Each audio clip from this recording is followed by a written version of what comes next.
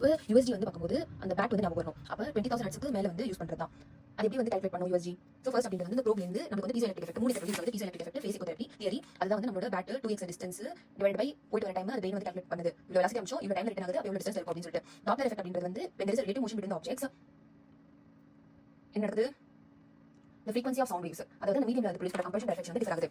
Relative motion இருக்கும்போது அது 3 theory use பண்ணுது. 1 மெகாஹெர்ட்ஸ்க்கு மேலே யூஸ் பண்றோம்னா வந்து ஸோ இப்போ அதிக ஃப்ரீக்வன்சினா வந்து வேவ்லென்த் வந்து கம்மி. வேவ்லென்த் வந்து கம்மி. இப்போ இது ஒரு ட்ரெயின், இது 2 டப்பா நம்ம வந்து ஃபிக்ஸ் பண்ணிக்கும். ஸோ குட்டி ட்ரெயின் வந்து ஃபர்ஸ்ட் சர்ஃபேஸ் அடிச்சிட்டு செகண்ட் சர்ஃபேஸ் அடிக்கிறதுக்கு கொஞ்சம் டைம் ஆகும். பெரிய ஃப்ரீக்வன்சி தான் ஃபர்ஸ்ட் சர்ஃபேஸ் செகண்ட் சர்ஃபேஸும் கொஞ்சம் கம்மி டைம் கேப் அடிக்கும். இது வந்து நிறைய டைம் கேப் போய் அடிக்கும். ஸோ இது ரிஃப்ளெக்ட் ஃபர்ஸ்ட் டைம் வரும், அதுக்கப்புறம் அது வரும்.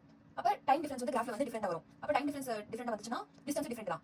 ட்ரெயின் வந்து ஓவர்லாப் ஆகுது, இது அடிக்குது, இது அங்கே சேர்றதுக்குள்ள இது அடிக்குது. அப்போ ஓவர்லாப் ஆகுது வந்து ஒரு ரெசல்யூஷன் இருக்காது. அதே வந்து probe frequency of ultrasound inversely proportional to wave அப்படின்றாங்க penetration. இப்போ frequency வந்து ரொம்ப ஹை frequency இருக்குன்னு வச்சுக்கோங்க. அப்ப இது வந்து ultrasound வந்து ஒரு medium based travel. இப்போ இது கலர்னு வச்சுக்கோங்க, நிறைய frequency ஆசிலேட் பண்ணணும். நம்ம ஒவ்வொரு செல் 10 செல் வச்சுக்கோ, இது நிறைய ஆசிலேட் பண்ணணும். நிறைய ஆசிலேட் பண்ணா வந்து நிறைய ஹீட் ப்ரொடியூஸ் பண்ணும். ஓகேவா? அப்ப அதுக்கு நிறைய எனர்ஜி தேவை. அப்ப இது கொடுத்த எனர்ஜி இது கன்சியூம் பண்ணிடுச்சு, அதுக்கப்புறம் நெக்ஸ்ட் செல்லுக்கு பாக்கி இருக்கிறது போகும், அது ஆசிலேட் பண்ண நிறைய, அப்போ சீக்கிரமா வந்து செத்து போயிடும். அதே வந்து கம்மி frequency கொடுத்தா கம்மி ஆசிலேட் பண்ணுது அந்த மீடியம், அப்ப அதுக்கு கம்மி எனர்ஜி வந்து தேவைப்படுது. அப்ப பாக்கி இருக்கிற எனர்ஜி இது கொடுக்கும், அதுக்கப்புறம் பாக்கி இருக்கிற எனர்ஜி அது கொடுக்கும். சோ அதனால penetration வந்து frequency of ultrasound க்கு inversely proportional.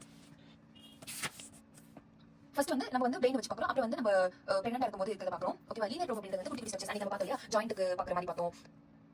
ஓகே, சர்ஜரி டிபார்ட்மெண்ட்ல வந்து ஹெச்ஓடி சாரோட பெஸ்ட் பிடிச்சது தைராய்டு, அவருக்கு கீழே இருக்கிற வந்து பிரஸ்ட். ஓகேவா? ஹெச்ஓடி சார் பிடிச்சது scrotum. Okay, swelling on the body surface, like எனக்கு கையில இருந்து ஜாயிண்ட் எல்லாம் கேங்லியன் சிஸ்டம் வருது. அது இது வந்து லூமினல், இங்க பாருங்க 50 வரை, இங்க வந்து 10 வரும். ஓகேவா? சரி, 10 வரை 50 தான் அதிகமாக யூஸ் ஆகுது. சோ அதிக ஃப்ரீக்வன்சினா பெனிட்ரேஷன் வந்து கம்மி. ஓகேவா? அப்ப வந்து கம்மி ஆகுலர் ஐல வந்து நமக்கு ஸ்ட்ரக்சர் கம்மி பெனிட்ரேஷன் அது ஓகே. சோ இது வந்து பீசோ எலக்ட்ரிக் எஃபெக்ட், இது ரொம்ப இம்பார்ட்டன்ட். இப்போ நீ வந்து அந்த சில கிறிஸ்டல்ஸ் வந்து இருக்கும். என்ன கிறிஸ்டல்ஸ்னா வந்து லெட் ஜிர்கோயிட். சயின்டிஸ்ட் என்ன பண்றாரு, பெரிக்யூரி வந்து கண்டுபிடிக்கிறாரு. சோ இந்த அதுக்கு எலக்ட்ரிசிட்டி கொடுத்தா அங்க பைபோலார் எல்லாம் வந்து சேஞ்ச் ஆயிட்டு அது வந்து வைப்ரேட் பண்ண ஆரம்பிக்கும். அதுதான் வந்து அல்ட்ராசவுண்ட் வேவ்ஸ் வந்து வெளிய வருது. அது திரும்பி அங்க போய் இடிச்சு திரும்பி வரும்போது அதே வைப்ரேஷன் வந்து அப்சர்வ் பண்ணிட்டு எலக்ட்ரிசிட்டியா மாத்தும். இதுதான் வந்து இதோட மெக்கானிசம். தெர்மல் எஃபெக்ட் வந்து ஆசிலேட் பண்ண ஹீட் ஆயிட்டு எரியுது. ஆனா நார்மலா வந்து ஹீட் ஆயிடும். அப்ப அது வந்து நார்மல் செல்லுக்கு டான்ஸ் செல்லுக்கு ஓகே, பட் நார்மல் செல்லுக்கு வந்து நார்மல் தானே. அப்ப power of ultrasound produced by power power equal to increase temperature by 1 degree. So இந்த T1 அப்படின்றது வந்து கம்மியா இருக்கணும்.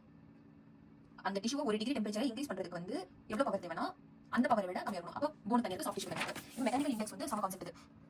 சோ இப்போ ரேர் ஃபிராக்ஷன் ஆகுதுன்னா வந்து நெகட்டிவ் பிரஷர் நெகட்டிவ். இப்போ ஒரு செல் இருக்கு, அது பக்கத்துல வந்து வாட்டர் சர்ஃபேஸ் இருக்காங்க, லங்கு பவர் அதுல வந்து அதிகமாகுது. சோ அந்த செல்லு கிட்ட வந்து அது வந்து சொல்லுது ஆசிலேட் பண்ண கம்ப்ரஷன் ரேர் ஃபிராக்ஷன். அப்போ ரேர் ஃபிராக்ஷனோட பிரஷர் வந்து அதிகமா இருக்கு, அதாவது வேவ்லென்த் வந்து அதிகமா இருக்கு. அப்போ ஃப்ரீக்வன்சி வந்து கம்மியா இருக்கு. ஃப்ரீக்வன்சி கம்மியா இருக்குன்னா வந்து அதிக டைம் வந்து அது வந்து ரேர் ஃபிராக்ஷன் லோ பிரஷர் வந்து அது கொடுக்குது. அப்ப சான்சஸ் ஆஃப் மெக்கானிக்கல் இன்ஜுரி வந்து டேமேஜ் இருக்கு. அதான் ரேர் ஃபிராக்ஷன் எவ்வளவு டைம் அதிகமாகுதோ அந்த அளவுக்கு அந்த டிஷ்யூ வந்து தூரம் போகிற சான்ஸும் ஜாஸ்தி இருக்கு. சோ அப்போ தெரியுது strain elasticity, shear elasticity. Strain அப்படின்னா நம்ம பிரஷர் போட்டு கொடுக்குறது, ஆனா அது ஷியர் வந்து நம்ம பிரஷர் போடாம சைடு வைஸ்ல அடிக்கிறது. சோ பிரஷர் போட்டோம்னா இப்போ அது வந்து என்ன பண்ணும்னா அந்த மெஷின் வந்து ஃபர்ஸ்ட் நம்ம நார்மலா இருக்கும்போது ஒரு இமேஜ் வந்து ஃபார்ம் பண்ணிருக்கும். இப்போ பிரஷர் வந்து போட்டா சாஃப்ட் டிஷ்யூ வந்து நிறைய மூவ் ஆகும்.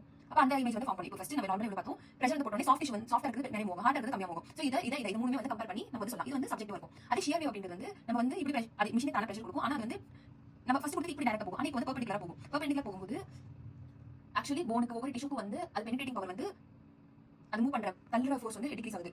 அது ஒரு பிசிக்ஸ் அது தெரியல. சோ நமக்கு டிஃபரன்ஸ் நல்லாவே தெரியுது. So A mode, B mode, C mode இது வந்து ஈஸி தான். ஏ மோடு வந்து கண்ணுக்கு யூஸ் பண்றாங்கன்னு வச்சுக்கோங்க. சோ இங்க வந்து கிராஃப் மட்டும் காமிக்கும் அது. சோ ஃபர்ஸ்ட் வந்து கார்னியா இருக்கா, அதை அடிச்சு ரிஃப்ளெக்ட் ஆகும். அதுக்கப்புறம் நெக்ஸ்ட் இருக்கிறத அடிச்சு ரிஃப்ளெக்ட் ஆகும். சோ அது எவ்வளவு ஸ்ட்ராங்கா இருக்கோ அதை பேஸ் பண்ணி இது கொடுக்கும். அப்ப ஃபர்ஸ்ட் லேயர் அடிச்சிட்டு இந்த டைம்ல வந்து ஃபர்ஸ்ட் லேயர் அடிக்கும், இந்த டைம்ல செகண்ட் லேயர் அடிக்கும், இந்த டைம்ல தேர்ட் லேயர் இருக்கும். அப்ப எவ்வளவு டைம் அடிக்குதோ அவ்வளவு டெப்த்னு அர்த்தம். So time is equal to depth. அத கான்செப்ட் இங்க. இது வந்து ஜஸ்ட் கிராஃபா இருக்கும். எக்ஸாம்பிள் கண்ணுக்கு லேயர் பை லேயரா இருக்கிறதுனால இது வந்து ஓகே. ஆனா வேற பாடி ஸ்ட்ரக்சர்ஸ்லாம் ஒண்ணுக்கு மேல ஒன்னு ஓவர்லாப் ஆயிட்டு இருக்கு. சோ எக்ஸாம்பிள் ஹார்ட்டுக்கு மேல லங்கு இருக்கு. சோ இப்போ ஹார்ட் எது லங்கு எது அப்படின்னு சொல்லிட்டு அதை டிஃபரன்ஷியேட் பண்ண முடியாது. கலர் வரல, கிராஃபா வருது, அப்போ ஒரே கன்ஃபியூஸ் ஆகும். அதை ரீட் பண்றதுக்கு தான் இது யூஸ் பண்றாங்க பி மோட். அதுல என்னன்னா இப்போ வந்து ஹார்ட்டோட இப்போ இந்த கிராஃபே வந்து வச்சுக்கோங்க, அந்த டாப் எல்லாம் கலர் கொடுக்குறாங்க. இப்போ லங்குக்கு வந்து ஒரு டென்சிட்டி இருக்கும். அந்த டென்சிட்டி வந்து இப்போ இதே டைம்ல வந்து லங்குக்கும் ஹார்ட்டுக்கும் அடிக்குதுன்னு வச்சுக்கோங்க, அந்த டென்சிட்டி வந்து டிஃபர் பண்ணும். பிகாஸ் ஹார்ட்டோட டென்சிட்டி டிஃபரெண்ட், லங்கோட டென்சிட்டி டிஃபரெண்ட். அப்போ அந்த டென்சிட்டி வந்து இது வந்து பிளாக் கிரே ஒயிட் அப்படின்ற மாதிரி கலர் வந்து கொடுக்கும். ஓகேவா? சோ இப்போ லங்கோட கம்மி டென்சிட்டினா வந்து பிளாக் கலர்ல கொடுக்கும். அப்புறம் ஹார்ட் அதோட நல்ல டென்சிட்டி வந்து ஒயிட் கலர்ல கொடுக்கலாம். அது மாதிரி இருக்கும். எமோட் அப்படின்றது வந்து மோஷன் மோட். அதுல வந்து டாப்லர் வந்து பாத்துக்கோ 2 colour, power Doppler, spectral Doppler. டாப்லர்னா என்னது, ஒரு பர்சன் நினைக்கிறாங்க அப்போ வந்து மூவ்மெண்ட் ரிலேட்டிவ் மோஷன் இருக்கும்போது அது கம்ப்ரஷன் ரிஃப்ராக்ஷன் அது ஃப்ரீக்வன்சி வந்து டிஃபர் ஆகுது. சோ இப்போ வந்து பிளட் வந்து மோஷன்ல போயிட்டு இருக்கு, நம்மளோட டாப்லர் வந்து வச்சிருக்கோம். ரெண்டு கலர் வந்து யூஸ் பண்ணும்போது சென்சிட்டிவிட்டி வந்து டிக்ரீஸ் ஆகுது. ஆனா பவர் டாப்லர் யூஸ் பண்ணும்போது குவாலிட்டி வந்து இன்க்ரீஸ் ஆகுது. ஆனா ரெண்டு கலர் யூஸ் பண்ணும்போது ரெட் வந்து டுவர்ட்ஸ் த இப்போ நான் டாக்டர்னா டுவர்ட்ஸ் த பாடி, ப்ளூ வந்து அவே ஃப்ரம் த பாடி. அப்ப அது வந்து டிடெக்ட் பண்ணும். ஆனா குவாலிட்டி வந்து சரியா இல்ல. ஏன் குவாலிட்டி சரியா தெரியல. ஸ்பெக்ட்ரல் டாப்லர் அப்படின்னு பார்க்கும்போது இது வந்து கிராஃப் வந்து பிளாட் பண்ணுது. இப்போ இவ்வளவு வெலாசிட்டில இவ்வளவு டைம்ல வந்து வருது. இப்போ பிளட் வெசல்ஸ் வந்து இவ்வளோ வெலாசிட்டி போகுது. அப்போ சிஸ்டோல ஹை வெலாசிட்டி போகும். ஹை வெலாசிட்டினா வந்து பெருசா வரும். ஓகேவா? டேஷ் அது சிஸ்டோல ஒரு டைம் இருக்கும். டேஷ் லோ வெலாசிட்டி அது ஒரு டைம். அப்போ சிஸ்டோல எவ்வளவு பிளட் வருது, டேஷ்ல எவ்வளவு பிளட் வருது, ஏரியா அண்டர் பிளட் இது வந்து கால்குலேட் பண்ணி கொடுக்கலாம் இல்லையா? டன்.